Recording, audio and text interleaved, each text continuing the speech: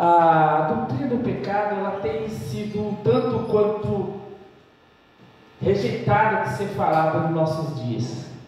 Não se estão mais falando sobre este assunto, não estão mais utilizando esse tema nos sermões, nos grandes encontros. Falar de pecado hoje é algo que fere a mentalidade das pessoas. Falar do erro das pessoas, e mesmo que seja ele de modo geral, ofende os princípios humanos das pessoas. Acabam que trazendo sobre as pessoas uma mentalidade de que é uma acusação, né? É uma acusação que se faz acerca dos seus erros, dos seus propósitos, tudo que ele proporciona, tudo que ele faz. Quando a pessoa comete um erro e ela não confessa, ela não fala nada, continua do mesmo jeito, e está tudo bem, está tudo bem. Mas na verdade é que nós podemos tudo, né? Nós podemos tudo. Nós podemos pecar, nós podemos matar, roubar, fumar, beber, prostituir, não tem problema nenhum, pode tudo. No mundo em que nós estamos vivendo, não existe restrição para mais nada. Ninguém pode restringir ninguém, porque pode ser que a pessoa se sinta ofendida, porque na verdade o que interessa, o que importa é o que a pessoa pensa, e não o que Deus pensa, não o que a palavra de Deus diz, e não o que o Criador do universo pensa ou pensou em algum tempo sobre esse determinado assunto. Mas nós sabemos que esses princípios estão norteados nas Escrituras Sagradas. Era necessário rasgar toda a Bíblia e botar no fogo toda ela, e nenhuma página dela, a não ser de Coríntios 13, né?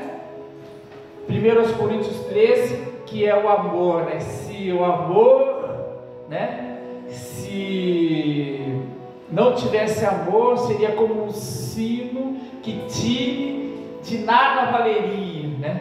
Sem amor. Mas o amor de Deus está atrelado com a sua justiça. O amor de Deus é um plano para nós. O amor de Deus é perfeito. O amor de Deus para a vida é perfeito. O amor de Deus para o homem é perfeito. Ele é amor, mesmo quando ele corrige. Porque talvez aqui você não seja pai hoje, mas pode perceber que você tem um pai. Mas se você não teve um pai, pode entender que como um pai trataria um filho.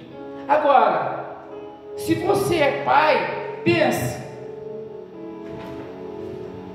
você deixa de amá-lo quando você o corrige? Você deixa de amar o seu filho quando você o repreende, o exorta, o orienta? Alguém pode dizer assim: eu não tenho pai, eu nunca tive pai, eu não sou pai, e pronto, acabou. Aí ele fala: eu tenho meus cachorrinhos, eu tenho meus 2 cachorrinhos e tenho um gato, é isso que eu tenho. Agora me diga uma coisa, você que tem 2 cachorrinhos e um gato, por acaso você deixa de amá-lo quando você corrige ele, ou você deixa ele fazer tudo que é errado? Ele faz cocô na sua cama, ele faz cocô no seu prato, ele faz... É isso? Você não tira ele? Você não repreende ele? É isso que Deus está falando. É isso que a palavra de Deus está dizendo. Você corrige aquele que você ama, e Deus corrige a gente porque Ele ama. Essa é a palavra de Deus, e essa é a Escritura Sagrada. Então, o amor de Deus está aqui inserido, pleno, para nós. Essa verdade tem uma natureza, ela surgiu de algum lugar. O homem, é sabido que o homem desviou-se do caminho reto. Deus criou o ser humano, Deus criou a humanidade com um propósito perfeito para ele. A vida é para ser disputada perfeitamente. A vida que Deus deu, a hora que Ele formou todos os seres, e não só o homem, mas todos os seres que Ele criou, Ele fez para desfrutar de um bem maior, que é a vida. Ele soprou nas suas narinas o seu espírito, deu vida, deu fôlego de vida para o homem, porque Ele queria que o homem desfrutasse do seu melhor. E o que Deus fez? Deus colocou um jardim do Éden, aonde só tinha uma banana e uma maçã. Não, Deus criou o jardim do Éden, onde tinha tudo que o homem precisava para a sua natureza terrena, para a condição de um corpo estar sadio, de uma vida alegre, de uma vida feliz, os pássaros cantando, os animais caminhando alegremente com ele. Não, Deus fez o homem para desfrutar do melhor desta vida, é isso. Deus fez você, Deus nos fez para desfrutarmos do melhor desta vida. Em Jó capítulo 34, e versículo 10 e 11 diz assim: que portanto vós homens de entendimento escutai-me, longe de Deus esteja o praticar a maldade, e do Todo-Poderoso cometer a perversidade, porque segundo a obra do homem, ele lhes pagará, lhes será pago, e faz a cada um segundo o seu caminho. Também na verdade, Deus não procede a impiedade, nem o Todo-Poderoso perverte o juízo. Deus não vai perverter o seu juízo. Ele vai cumprir justamente. Deus é perfeito, Deus é puro, Deus é santo. Deus não tem em Deus a maldade, a maldade não vem de Deus. Deus não criou o mal. O mal, existe até uma máxima de que o mal é a ausência do bem, porque Deus é o bem, entendeu? O mal, quando ele existe, é porque o bem não está presente. Então Deus não tem mal nele em si, na sua natureza não há mal. A Bíblia está dizendo aqui, em Deus, longe de Deus esteja o praticar a maldade, e do Todo-Poderoso cometer a perversidade. Em Deus não há maldade. Então Ele nos fez para desfrutar do melhor desta vida, do que é perfeito. Mas agora, a nossa mensagem, ela vem trazer um plano perfeito para nos mostrar o quanto Deus tem capricho para com as nossas vidas, e Ele deixou os princípios a que pudessem ser seguidos, que devessem ser observados, que nós devemos observar. Nós não podemos viver na neutralidade, nós não podemos viver achando que tanto faz como tanto fez. Em Deus não tem maldade, em Deus Ele não divide o mal com o bem. Existe uma ideologia chamada talvez hang loose, talvez eu até não sei falar direito a palavra, é hang loose, que todo mal tem um pouco de bem, todo bem tem um pouquinho de mal. Já viu isso, Tiago? O Yang, né? É mais ou menos isso, eu não sei, mas todo mal tem um pouco de bem, todo bem tem um pouco de mal. Mentira, enganoso isso daí. Em Deus não há perversidade, em Deus não há mal, em Deus só há o bem. Só que Ele é justo. O homem vai receber de si, de Deus, o pago conforme a sua própria prática. Ele vai praticar, por exemplo, em Deus Ele chama nós para sermos obedientes. Sabe que Deus nos chama, meus irmãos? Para sermos obedientes, obedecermos a sua vontade, obedecermos os seus princípios, obedecermos os seus estatutos, porque quando obedecermos os estatutos de Deus, logo alcançaremos as proezas de Deus. Mas se desobedecermos os estatutos de Deus, logo receberemos as mazelas, a justiça, o juízo. Não é assim? É isso, exatamente. Então, o homem foi feito um agente livre e inteligente. Pena que ele não tenha tido a capacidade para dominar esses princípios, esse domínio, esse dom que Deus deu a ele, de liberdade e de inteligência. Pena que ele não tenha usado a sua opção de escolha exatamente para obedecer a Deus. Ele usou ao contrário, para desobedecer a Deus. Deus falou, não faça, e ele fez. Deus falou, faça, e ele não fez, e não faz. Então, logo o Senhor vai julgar a nós conforme a sua obra, conforme as nossas obras. Veja que a fé sem obra, ela não anda bem. Não podemos viver sem obras. Não podemos viver fé sem obra, e nem tampouco obra sem fé. Não anda, elas têm que andar junto. A fé e a obra têm que andar junto.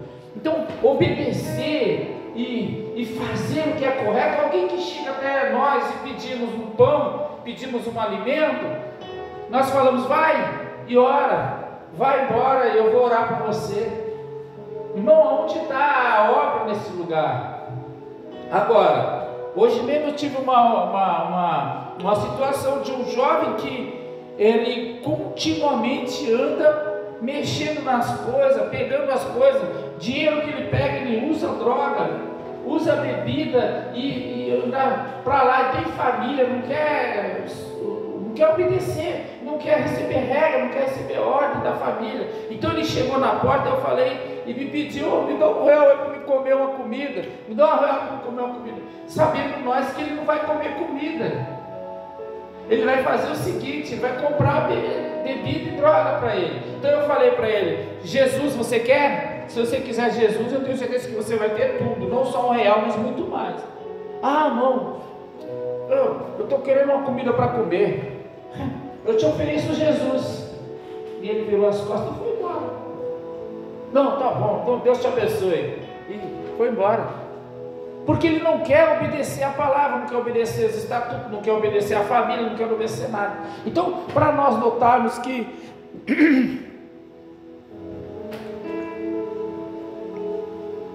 observarmos que cada um vai receber conforme a sua obra também. O que faz aqui, vai receber aqui. Ele comete um deslize e ele vai ser punido pelo seu deslize, pela sua agressividade. Comportamental, meu irmão, é comportamental. Quando nós, veja como é tão simples isso. Você chega numa plataforma de atendimento e você trata a pessoa que está ali para te recepcionar, para te atender, e você diz para ela, por gentileza, eu gostaria de uma informação, eu não estou sabendo o que eu devo fazer, a minha conta veio com um valor exorbitante, alto, e eu preciso de uma orientação para tirar esse valor que veio alto, a minha conta de luz, e eu quero uma ajuda. Você pode me ajudar, por gentileza? Você que toma conta desse departamento. A moça, o que ela vai fazer? Deixa de ser idiota, rapaz, você vai caçar quem vai caçar, aqui não é lugar não, quem cuida disso aqui do departamento é lá na frente, você não sabe não? Ela tem certeza que ela não vai falar isso. Ela vai dizer, meu jovem, meu senhor, não sou eu quem cuida desse departamento, mas eu vou te levar até lá. O departamento que você precisa é até aqui, esse daqui, ó. Conversa, por favor. Ele me disse que ele precisa de saber, que ele não sabe o que aconteceu, a conta dele veio alta, dá para resolver esse problema aqui? Aí ela vai lá, é comportamental. você trata bem uma pessoa, a pessoa não tem motivo para te tratar mal. E se ela te tratar mal, se alegre no Senhor. É aquela das provas, das tribulações, né? Se você for provado, porque às vezes está sendo perseguição e tal. Então, pode acontecer isso, então, mais glória ainda, se alguém te tratar mal quando você trata bem. Porque que vantagem tem se você trata mal uma pessoa e ela também te trata mal? Tem vantagem mesmo, você também tratou mal ela. Mas se você trata bem e ela te trata bem, comportamental, é merecimento, né? E assim é a palavra de Deus. Se você anda no caminho reto, se você anda em justiça, procura se desviar do caminho mal, procura se desviar do caminho errado, certamente que o Senhor vai te levar e vai colocar do seu lado direito e vai falar: vinde a mim, bendito do meu Pai. É isso que o Senhor vai fazer. Eu guardei a tua palavra, eu percebi os teus estatutos, eu recebi a fé. Não é assim que o apóstolo fala? Guardei a carreira, venci, guardei a fé, e o Senhor vai te dar um lugar no paraíso, vai te dar um lugar do lado dele. É isso, ele foi preparar um lugar para nós. Então isso é comportamental também. Agora prestem bem atenção. A história das religiões, todas as religiões, elas têm o mesmo viés que nós aqui, seja ela qual for. Ela tem um entendimento de que todo ser humano ofenderam o ser superior. Todas as religiões pensam de que as pessoas precisam se regenerar para alcançar o perdão, para alcançar a remissão, para alcançar uma dádiva do ser superior. É comum nas religiões, de modo geral, seja ela qual for, de que os princípios do bem e os princípios do mal, elas são norteadas antagonicamente, elas são separadas. Então o homem cometeu algum erro, algum deslize, e aí eles precisam se encontrar com o ser superior. É disso que nós estamos falando. O Senhor não se agrada quando nós pecamos. A Bíblia diz que a amizade com o mundo é separação com Deus. A amizade com as coisas desta vida separa nós de Deus. Deus não se tem ligação com o pecado, com o erro. E o pecado ele vai ter vários nomes. Alguns vão dizer que pecado é um erro, alguns vão dizer que pecado é uma fraqueza, alguns vão dizer que pecado é uma fragilidade, uma queda, né? Mas tudo isso está ligado ao fazer alguma coisa ao contrário aos princípios que norteiam a vida humana, entre certo e errado. Isso é interessante, é muito importante que nós tenhamos conhecimento e tenhamos noção de que precisamos saber definir o que é certo e o que é errado. E por graça de Deus, o Espírito Santo nos orienta, nos ensina. E não só a nós cristãos não, mas também aos homens seculares, aos homens todos seres humanos, o Espírito, que alguns vão chamar de bom senso, vai fazer com que ele norteie na sua cabeça: isso eu não posso, isso não é legal. Se eu der um tapa na minha mãe, como é que eu vou viver? Minha mãe sempre cuidou de mim, isso está errado, eu não posso bater na minha mãe. Não é verdade? Ou será que as pessoas batem na mãe e acham que está correto? Quem está fazendo isso está ciente de que está cometendo uma coisa errada. Como assim? Minha mãe com 70 anos, eu vou dar uma surra na minha mãe porque ela me bateu quando eu era pequenininho? Ora bolas, né? Não, senhor, se você está cometendo um erro, porque sua mãe te bateu quando você era pequenino, porque ela tinha uma intenção de te corrigir para você andar no caminho certo. E o bom senso, a mentalidade de uma pessoa que conhece, que define o que é correto e o que é errado, logo vai entender que praticar o erro é do mal. não agrada a Deus. Olha só que coisa interessante, existe a natureza, e a natureza essencial do pecado a natureza essencial do pecado. Nós vamos ver aqui uma ideia de pecado na Bíblia. Olha só, na sua onisciência, Deus, na sua onisciência, já vira, já entendia, já percebia que haveria a entrada do pecado no mundo, por ele ser onisciente, certo? Ele sabia, mas ele sabia, por ele ser onisciente, poderoso, onipotente, conhecimento de começo, meio e fim, ele sabia que o pecado viria ao mundo. Portanto, isso não fez dele o criador do pecado, mas ele deu liberdade, ele deu capacidade, ele deu entendimento ao homem, como que ele pudesse decidir, escolher, tomar decisões. Não é como os animais que não sabem o que está fazendo. O cachorro foi feito para latir, o gato foi feito para miar, a vaca foi feita para mugir, não é assim? A cobra para rastejar. Ora, cada um foi feito com suas funções, mas nós, o homem, fomos feitos com uma cronologia diferente.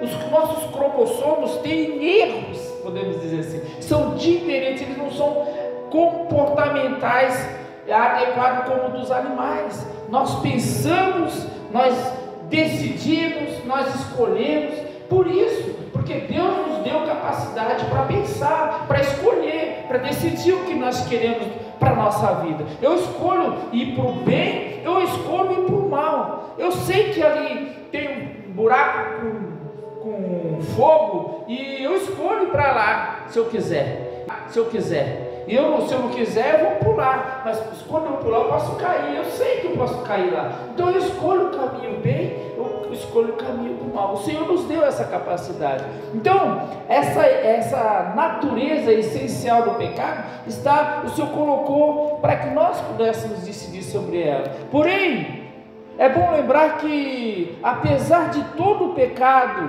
ser um mal, nem tudo o que consideramos mal é pecado. Entende? Nem tudo que nós achamos que pecado é ser mal, olha, apesar de todo o pecado ser um mal, nem tudo o que consideramos mal é pecado. O pecado não deve ser confundido com mal físico, que produz prejuízos e catástrofe.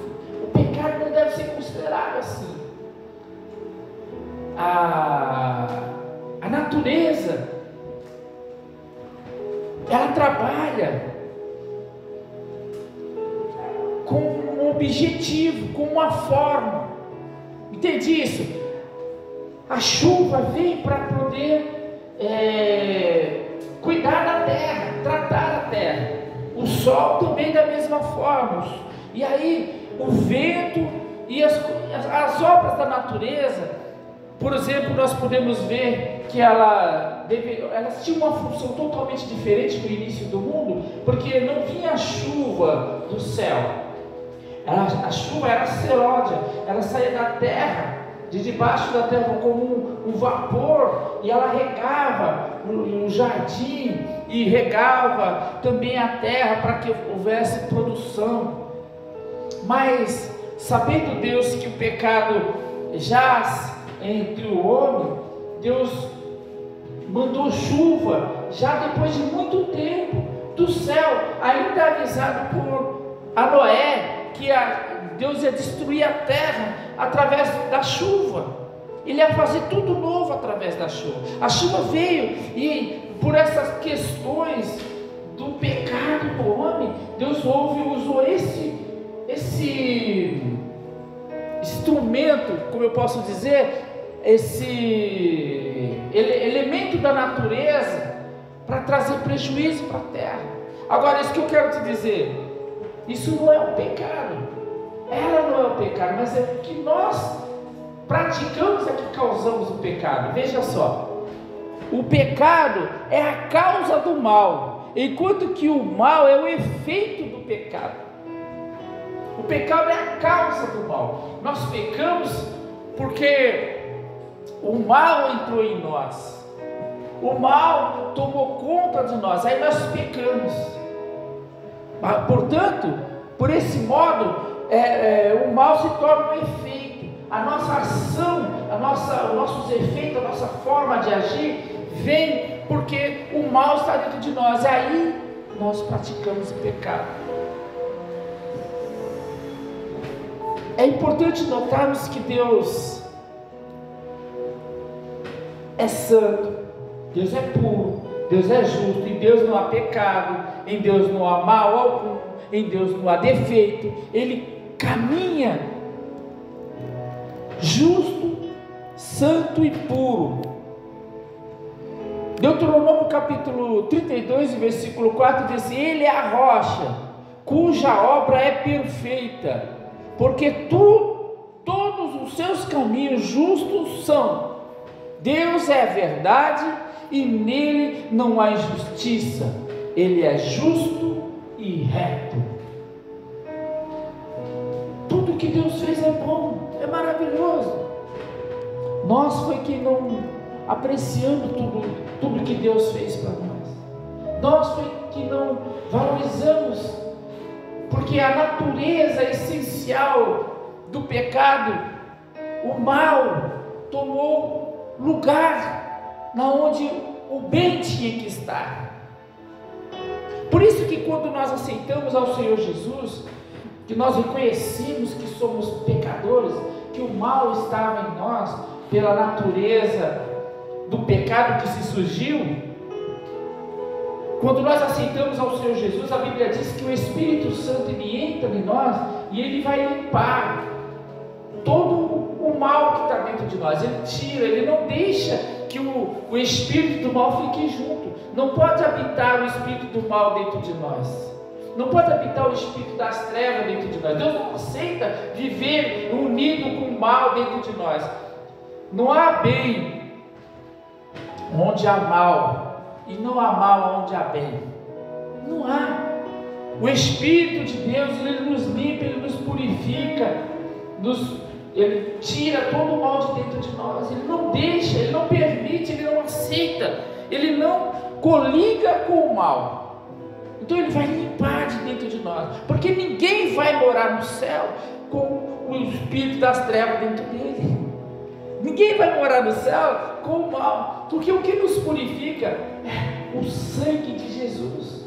E também não é só as suas obras, não são as obras que fazemos que vai nos levar para morar com o Senhor. Precisamos ter na nossa mente que o sacrifício de Jesus Cristo na cruz do Calvário é suficiente para perdoar os nossos pecados, conforme o pecado que entrou no mundo, por intermédio de Adão, e toda a humanidade foi contaminada, toda a humanidade foi maculada, suja, imundiçada por meio do pecado do primeiro homem. Mas por intermédio de Jesus Cristo, os nossos pecados são perdoados. Se nós acreditarmos e cremos que somos salvos e somos libertos, que o sacrifício de Jesus Cristo é suficiente, logo nem o mal vai estar em nós. Podemos ser homens, pecadores, mas sem pecado. É interessante isso. Nós somos pecadores, mas sem pecado. Por quê? Nós não vamos praticar o pecado. Nós reconhecemos que Ele é o Senhor sobre a nossa vida, e logo a nossa vida será purificada, regenerada, transformada. Aleluia. Então tenha isso na sua mente, meus queridos irmãos. Quando o Senhor for tirar nós deste mundo, porque antes disso, o ser humano, o homem que reconhece ao Senhor, ele torna-se um pecador, mas agora não praticante do pecado, mas praticante da verdade, da justiça e do amor de Deus. Amém? Glória ao nome santo do Senhor Jesus. Deus tem prazer, e Ele quer que nós andemos na sua luz. Ele quer que nós aceitemos esse sacrifício de Jesus Cristo, porque ninguém que reconheça o seu pecado e não se arrepende dele, não reconheça o Senhor como seu único suficiente Salvador, não vai ser uma obra completa. Precisa reconhecer a Jesus Cristo como seu único suficiente Salvador, ou seja, como aquele que pagou o nosso pecado na cruz do Calvário. Eu teria que dizer a vocês sobre esse conceito de pecado, da origem do pecado, as consequências naturais, as consequências espirituais, as consequências físicas. E também eu preciso, mas o tempo já não vai ser possível, mas eu queria falar para os irmãos sobre o pecado e o crente. Como é que é o pecado e o crente? É possível um crente pecar nesse entendimento do cristão, que ele aceita Jesus e ele é perdoado, ele continua, ele pode pecar? Sim ou não? É possível causar o pecado na vida do crente? A causa do pecado, ela é possível na vida daquele que é transformado? Como assim? Ou não? Consequências do pecado na vida do crente, existe consequência? Nós temos algumas consequências que vai acarretar a nossa vida quando pecamos. O crente continua a pecar. Como que o crente deve tratar o pecado? O mal. Como é que nós devemos fazer isso? Não vai ser possível falar tantas coisas como eu gostaria de esclarecer melhor aos irmãos, mas eu vou deixar aqui essa conclusão dizendo o seguinte para os irmãos. Eu quero dizer para os irmãos o seguinte: foi uma ação contrária às mais claras convicções de consciência. O ato foi cometido na própria presença de Deus, com vontade suficiente fortalecida para resistir à tentação. Eva e Adão tinham vontades, mas eles tinham suficiente resistência para abandonar aquele desejo. Ele tinha capacidade para resistir àquilo. Assim também nós, neste mundo, o Senhor nos reveste de autoridade, de capacidade, de resistência para resistirmos o pecado, e Ele vai fugir de nós. Deus tem um novo plano em Cristo Jesus para redimir você e eu e trazer de volta. Basta atendermos ao chamado de hoje: vinde a mim todos os que estão cansados e sobrecarregados, e eu vos aliviarei. Essas são promessas do Senhor para todos aqueles que entregaram a sua vida ao Senhor. Eu sei que aqui os irmãos já entregaram a sua vida ao Senhor. Então, é para fortalecer você que o sacrifício de Cristo é suficiente. O sacrifício de Cristo é suficiente para te dar condições de você resistir ao pecado. Você não precisa voltar ao pecado. Você não precisa voltar e dar lugar ao mal dentro de você. Dê lugar ao bem, dê lugar à luz, porque quando o mal tomar posse e achar lugar dentro de você, ele vai fazer você pecar.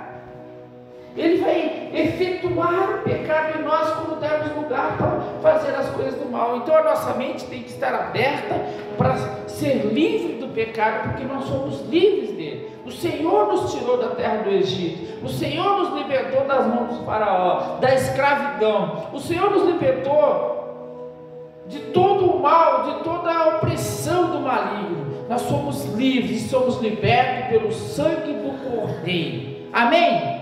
Glória a Deus. Os irmãos podem dar um aplauso bem forte para esse Jesus que morreu na cruz para nós. Glória a Deus. Amém. Eu quero orar por você, eu quero orar com você.